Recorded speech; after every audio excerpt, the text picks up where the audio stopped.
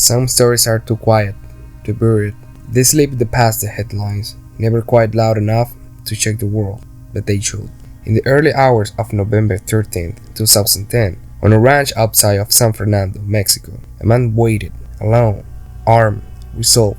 He was not a soldier, he was not a cop, he was not looking for glory. His name was Alejo Garza Tamez, and in the face of a cartel's threat, he'd made a choice to stand, to fight, and to give everything with dignity. Alejo was born in 1933 in the state of Tamaulipas, northern Mexico. A man of the land, not in the poetic sense, but in the real one. He worked hard, built a lumber business, and lived a quiet and honest life. He wasn't a revolutionary. He didn't march or shout or seek attention, but he believed in something rare, that a man's home is sacred and not for sale. Guerra contra el narcotráfico. Enfrentamientos, bloqueos carreteros. En Reynosa, Tamaulipas, hubo persecuciones, balaceras. En México cada vez son más las víctimas civiles. 170,000 ejecutados. Cada día surgen nuevos justicieros. ¿Se vale o no la justicia por propia mano? Don Alejo Garza Tamez. Se apersonaron hace 2 sábados en el rancho de Don Alejo. Le dieron 24 horas para que les entregara la propiedad. Y el señor les dijo: aquí los espero. Sacó los empleados, aceitó pistolas y rifles deportivos y esperó una a una el paso de las 24 horas. Don Alejo resistió de pie un enfrentamiento que pasó de las ráfagas a las granadas. Mató a 4, hirió a 2. Y no les entregó su rancho, ni su propiedad, ni su tierra. In his 70s, Alejo bought a ranch. It wasn't just a real estate, it was something more. A final piece, a quiet place to work, to reflect, to age with dignity. But northern Mexico in 2010 was no longer quiet. The Gulf Cartel ruled the region with blood and fire. Small towns lived under fear, and land, once family heritage, became cartel territory overnight. When the call came, it was simple, cold, final. Leave the ranch in 24 hours, or else. Alejo didn't run. He didn't hide. He hung up the phone and started preparing. They didn't ask. They didn't offer. They just said, you have 24 hours to leave. For those who know cartel rule, this wasn't a warning. It was a final notice, with a grace period. The ranch, quiet and isolated, was a strategic spot, easy for the cartel to convert into a smuggling checkpoint. They'd taken others like it before. No one ever fought back. Why would they? But Alejo didn't back. He didn't flee to family or plead with authorities. Maybe because he knew they wouldn't help.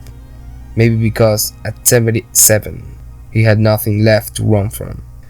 That night, Alejo stood in his home and began to prepare for a confrontation.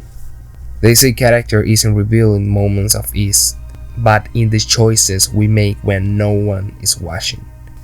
Alejo had workers at the ranch, young men who helped maintain the land, care for the animals, repair the fences, people who depend on him, trust him. And before he did anything else, he told them to go. He didn't tell them why. He just said firmly, take the day off, go home now. Maybe they sensed something, maybe they didn't, but they obeyed, and in doing so, they left. Alejo stayed behind, not because he had no other choice, but because he wouldn't let others pay the price for a confrontation they didn't choose. Then he locked the gates, turned off the lights, loaded every tool he owned, shotguns, rifles, pistols, and placed them at vantage points around the house. Room by room, window by window, he created a battlefield from his memories. This wasn't a trained soldier. This was an old man with a will of iron. Before midnight, he wrote something on a piece of paper. A letter. Maybe for his family, maybe for God. We'll never know exactly what it said. And then, in the deep silence before sunrise, he waited. Alone. At first light, the convoy arrived.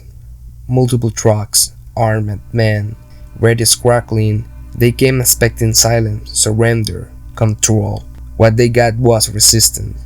From the first moment, chaos, windows shattered. Alejo was ready, every corner, every opening. He'd made it count. In the confusion, several attackers were hit. The house, riddled with holes, smelled with defiance. They eventually broke through, but not before facing something they never expected. From one man, one soul, who refused to kneel.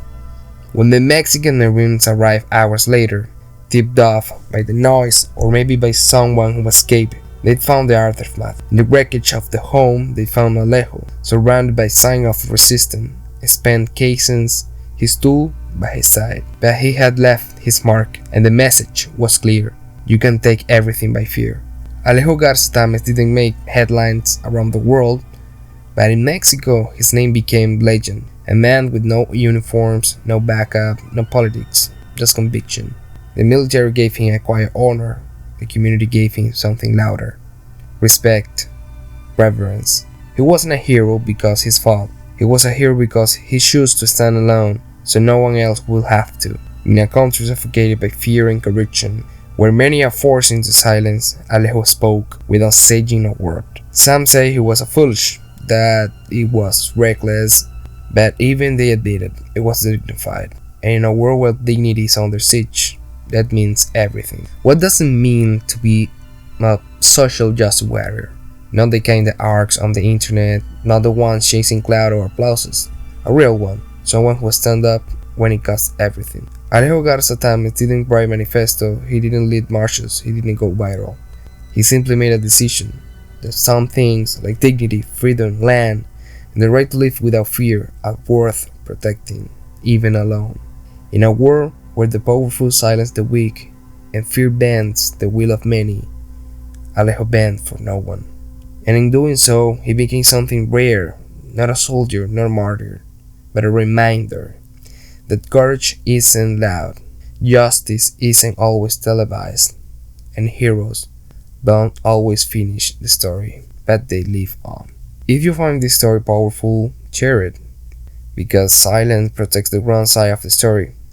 There was real social justice warriors, where justice has a cost and some still choose to pay it.